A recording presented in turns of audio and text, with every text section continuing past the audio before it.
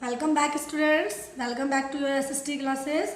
Yes students, as you know we are doing our chapter number 9 of history, class 8, women and reform, and we have done the first part of this chapter.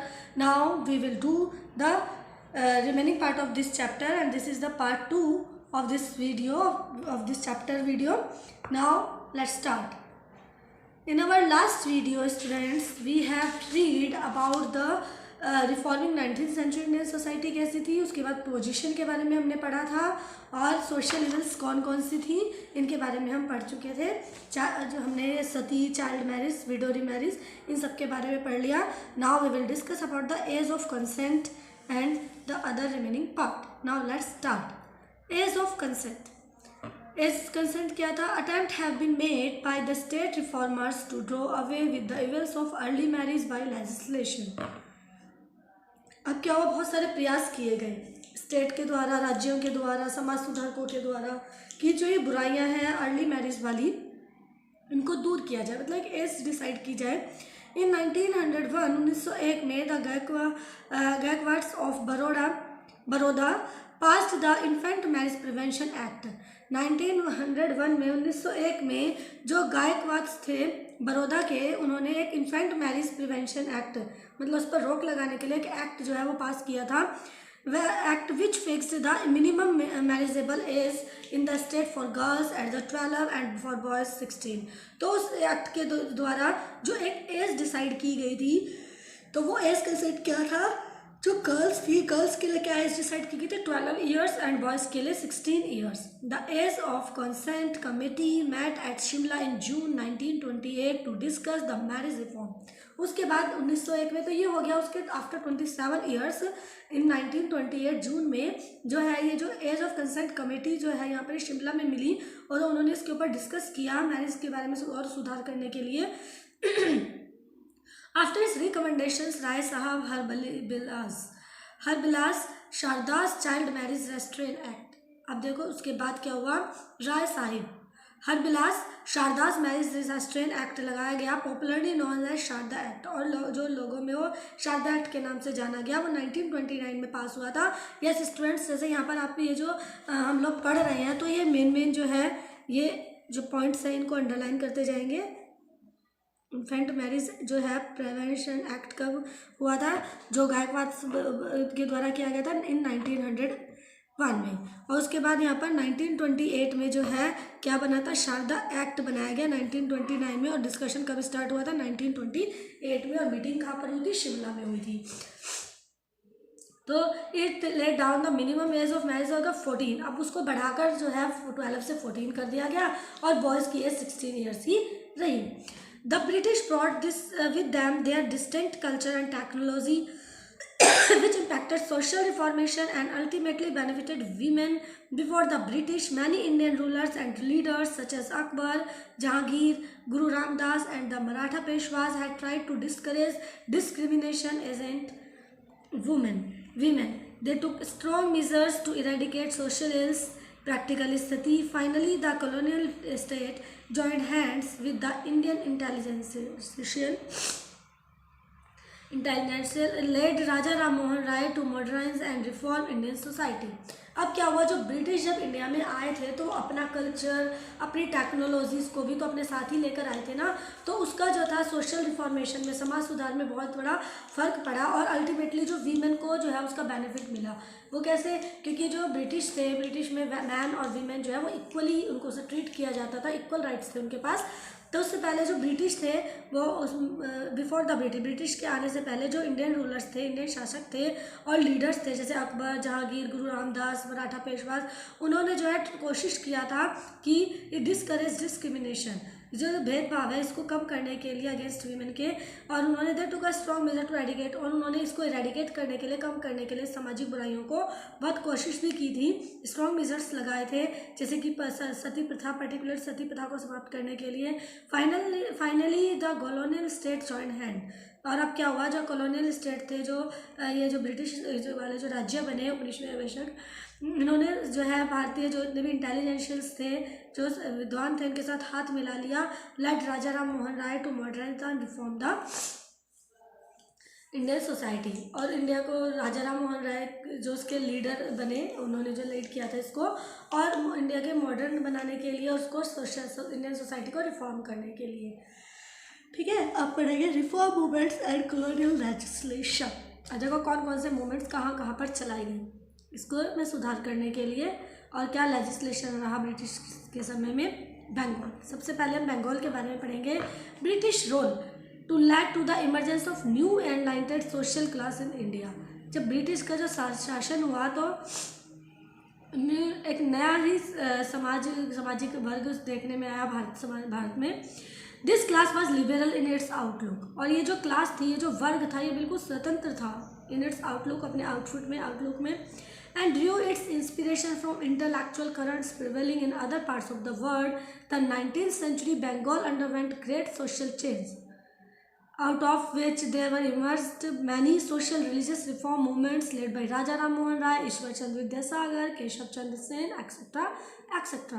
अब देखो क्या हुआ बंगाल में, जैसे मैंने आपको बताया कि जब ब्रिटिश का शासन हुआ था तो बहुत सारे इमरजेंसीज जो है वहाँ पर एक की वजह से ना नए मतलब नया जो है एक प्रकाश हुआ, नया प्रज्वलित हुआ, एनलाइटमेंट हुआ इस भारतीय समाज में। और उसमें जो है मतलब लोग लिबरल हो गए थे, मतलब उनका पहनावा भी बदल चुका था, एक अलग ही इंस्पिरेशन उनमें आई, एक जो है intellectual current prevailing other part of the world, दूसरे जो पार्ट्स वर्ल्ड के दूसरे पार्ट्स से लेकर उनमें भी बहुत कुछ मतलब बदलाव आए। इन 19th सेंचुरी में जो बंगाल था उसमें बहुत ज़्यादा बदलाव आए, बहुत अंडरवेंट ग्रेट सोशल चेंज, सामाजिक बदलाव आए, और उनमें से जो है क्या बहुत सारे जो है सोशियो सामाजिक धार्मिक बदलाव मूवमेंट्स चलाए गए, और वो किसके द्वारा चलाए गए थे? राजा राम मोहन राय, ईश्वर चंद्र विद्यासागर, केशव चंद्र सेन, इन्होंने चलाए। आइए मूवमेंट्स कौन कौन से चलाए उनके बारे में पढ़ते हैं। सबसे पहले बंगाल में जो बताया आपको, तो वहाँ पर राजा राम मोहन राय एंड द ब्रह्म समाज। राजा राम मोहन राय जो है आपने सुना है, वो सोशल रिफॉर्मर थे, और वो जो है एक पॉइनियर थे इन इंट्रोड्यूसिंग, पॉइनियर मतलब जो है आगंतुक कह सकते हैं जिसको, जो आगे बढ़कर आए। इंट्रोड्यूसिंग वीमेन रिफॉर्म थ्रू ब्रह्म समाज, एक उन्होंने समाज बनाया था, उसका नाम ब्रह्म समाज रखा था। तो उन्होंने जो है महिलाओं की पोजीशन में बहुत सारे बदलाव करने का जो शुरुआत थी वो ब्रह्म समाज के द्वारा की। After receiving a traditional education in Sanskrit at Banaras, और उन्होंने एक परंपरागत शिक्षा प्राप्त की थी संस्कृत में, बनारस में संस्कृत भाषा में थी जो बनारस में की थी। And in Arabic and Persian at Patna, और उसके बाद अरेबिया भी पढ़ी उन्होंने, अरेबिक भाषा भी पढ़ी और पर्सिया भी पढ़ी। और he came in the contact with the English, और फिर उसके बाद वो जो है इंग्लिश के कॉन्टैक्ट में आए। He devoted most of his life to the social welfare. ये देखो पिक्चर में राजा राम मोहन राय की पिक भी दी हुई है। इन्होंने भारतीय समाज में बहुत सारे बदलाव लेकर आने में इनको बहुत मतलब जाना जाता है, बहुत सिग्निफिकेंट इनका रोल रहा है सोशल रिफॉर्मिंग में। तो ही फाउंडेड द ब्रह्म समाज इन 1828, इन्होंने स्थापना की थी ब्रह्म समाज की 1828 में। 1828 में ब्रह्म समाज की स्थापना की गई थी, किसके द्वारा? राजा राम मोहन के द्वारा। ये शॉर्ट क्वेश्चंस में आता है, मल्टीपल चॉइस में आता है, इन सबको आप ध्यान से पढ़ेंगे।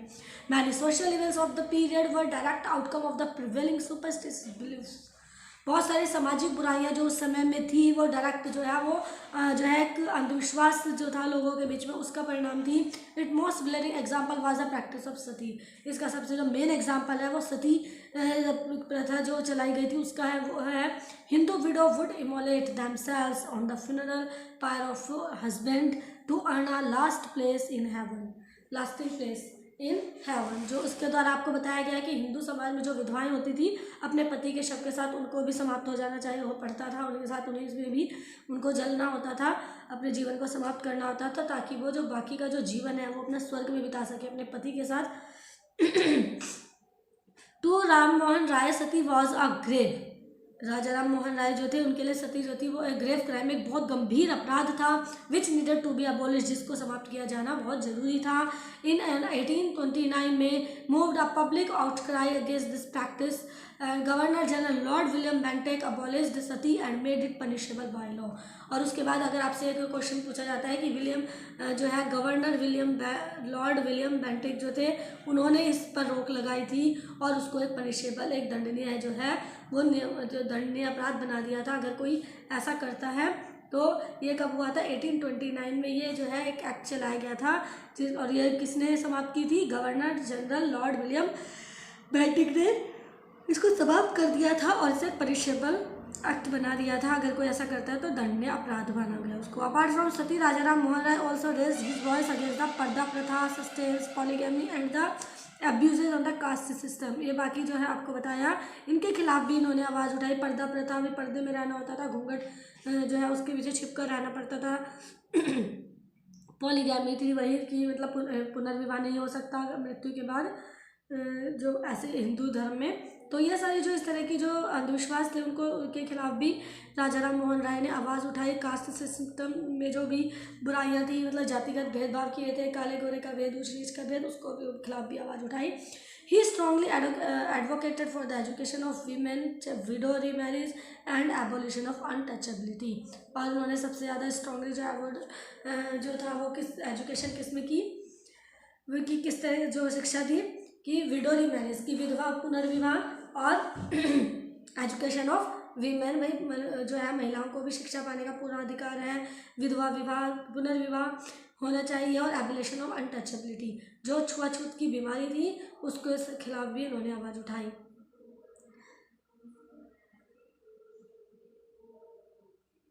डू यू नो, देखो कुछ पॉइंट्स दिए होते हैं कि राजाराम मोहन राय को रविन्द्रनाथ टैगोर ने फादर ऑफ इंडियन रेनेसांस, मतलब भारत का पुनर्निर्माण, पुनर्जागरण, and the prophet to Indian nationalism, और भारतीय समाजवाद की एक प्रॉफिट के रूप में जो है इनको डिस्क्राइब किया है। ईश्वर चंद्र विद्यासागर, अब तो हमने पढ़ा है राजाराम मोहन राय के बारे में जो उन्होंने चलाया था, अब पढ़ेंगे हम ईश्वर चंद्र विद्यासागर के बारे में। Ishwar Chandra Vidyasagar was also a social reformer, और वो भी जो moved by the plight of young widows, जो यंग विडोज होती, जैसे आपको बताया कि जो रिच लोग होते थे, रिच क्लासेस के, वेल्दी क्लासेस के, वो छोटी एज की लड़कियों से मैरिज कर लेते थे, फिर उनकी मृत्यु हो जाती थी। जैसे कि आपको बताया एज फैक्टर होता है, वो एज में उनसे बहुत बड़े होते थे और वो जो है यंग गर्ल्स से मैरिज कर लेते थे, तो मृत्यु के बाद ये सती प्रथा चलाई गई थी जो। तो इसमें जो भी प्लाइट थी, जो दुर्दशा थी यंग विडोज़ की, तो उससे बहुत ज़्यादा प्रभावित हुए वो। उन्होंने पॉलीगैमी, चाइल्ड मैरिज, इन सभी का पूरा विरोध किया, और उन्होंने जो है सजेस्ट किया भारतीय समाज को कि दोबारा से जो है विवाह होना चाहिए विधवा का, to show his compassion for widows. और उसने अपनी जो दया दिखाई विधवाओं के लिए, he got his own son married to a widow, दिखाने के लिए उन्होंने अपने खुद के बेटे का विवाह एक विधवा स्त्री के साथ करवाया। He played an important role in the passing of the Hindu widow remarriage act in 1856। अब देखो यहाँ पर ये आ रहे हैं ना, इनका ध्यान रखना। तो ये हिंदू विडो रीमैरिज जो है, हिंदू में विधवा विवाह, जो विधवा पुनर्विवाह का जो एक्ट चलाया गया था 1856 में, जो है जो चलाया गया था इसमें ईश्वरचंद्र विद्यासागर का बहुत बड़ा हाथ है। He was advocated introduction of modern subjects along with the traditional Sanskrit learning in Sanskrit college। और उन्होंने इस बात पर भी कि मतलब उन्होंने जो है इंट्रोड्यूस किया मॉडर्न सब्जेक्ट्स को, कि संस्कृत के अलावा बाकी सब्जेक्ट्स भी जो है उन कॉलेजेस में पढ़ाए जाने चाहिए। He was of the view that all caste should have access to Sanskrit learning. और उन्होंने इस तरह का एक व्यू दिया कि सभी कास्ट, सभी ऐसा नहीं है कि हिंदू धर्म को या ब्राह्मण लोगों को ही संस्कृत पढ़ने का है, कि सभी ने ही संस्कृत, सभी को ही पढ़ना जरूरी है। उन्होंने इस बात पर भी जोर दिया। He devoted his life to spreading education, उन्होंने अपना जो जीवन है वो समर्पित कर दिया जो है शिक्षा के लिए, particularly among girls and down trodden मतलब जो ये पिछड़े व्यक्ति हैं, पिछड़े वर्ग के, जो जिन्हें कुछ मतलब बिल्कुल ही अनदेखा किया जाता है, इग्नोर किया जाता है। तो और जो वीमेन थी, जो गर्ल्स थी, उनकी एजुकेशन पे इसने बहुत ज़्यादा जोर दिया। He is said to be the originator of modern Bengali language, और ये मॉडर्न बंगाली लैंग्वेज के जो है ऑरिजिनेटर के नाम से भी जाने जाते हैं। Swami Vivekananda and Ramakrishna mission. अब देखो स्वामी विवेकानंद और रामकृष्ण मिशन के बारे में जानेंगे। Among educated young man who were attracted to the teaching of Shri Ramakrishna was a young man called Narendra Nath, who later came to be known as Swami Vivekananda. और जो ये एजुकेटेड, जो शिक्षित नवयुवक थे, उनमें जो अट्रैक्टेड होते थे श्री रामकृष्ण जी की शिक्षाओं से, उनमें एक यंग मैन थे नरेंद्र नाथ, जो बाद में उन्हें विवेकानंद के नाम से जाना लगा। पहले उनका नेम क्या था? नरेंद्र नाथ था। और वो किसकी शिक्षाओं से प्रभावित थे? रामकृष्ण की। Swami Vivekananda founded the Ramakrishna mission, उन्होंने ही जो अपने गुरु थे रामकृष्ण के नाम पर, उन्होंने रामकृष्ण मिशन जो है उसकी स्थापना की, which had been the reconstruction of society in many ways, जिससे उन्होंने समाज का जो है पुनर्निर्माण करने में बहुत हेल्प की। The mission preaches harmony of all religion, और इनका जो मिशन था उसमें किस चीज़ का उपदेश दिया जाता था, सभी धर्मों में कि समन्वय हो, सभी धर्म के लोग एक दूसरे से मिलजुल कर रहे हैं, and the upliftment of women, और जो है महिलाओं की अवस्था में जो है वो महिलाओं की अवस्था को जो है वो ऊपर उठाने के लिए महिलाओं को उन्होंने इस बात पर जोर दिया, इस मिशन में जो था इसी बात पर जोर दिया जाता था। He urged people to respect women while himself working from women's education and upliftment, और उन्होंने लोगों से भी अर्ज की कि वो जो है महिलाओं का सम्मान करें और उनको मतलब महिलाओं की एजुकेशन और उनके को ऊपर उठाने के लिए वो कुछ काम करें। उन्होंने इस चीज़ के लिए दूसरों को भी प्रेरित किया, उन्होंने न केवल खुद ही इस चीज़ की तरफ ध्यान दिया बल्कि दूसरों को भी प्रेरित किया। Now in the next video we will discuss about its part 3। So इस वीडियो में इतना ही। Now we will meet in the next video of this chapter. Till then bye bye, take care, stay home, stay safe students.